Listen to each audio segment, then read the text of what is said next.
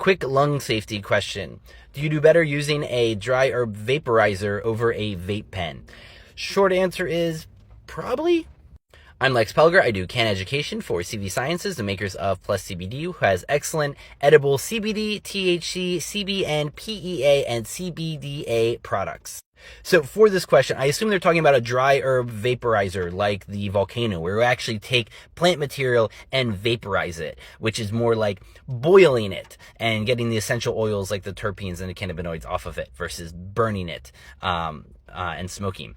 And then you're talking about versus vape pens. And I think so, mostly because you don't usually know what's in vape pens, unless you have a dry herb vape where you're putting the vape in it. But if you have a vape liquid, the secret consumer studies of those are not good. There tends to be a lot of heavy metal contamination and other junk in there. There's worries about the things they use, like the propylene glycol, and that for lung health. I think that's an unresolved question. It probably isn't that big a deal, but it certainly worries people.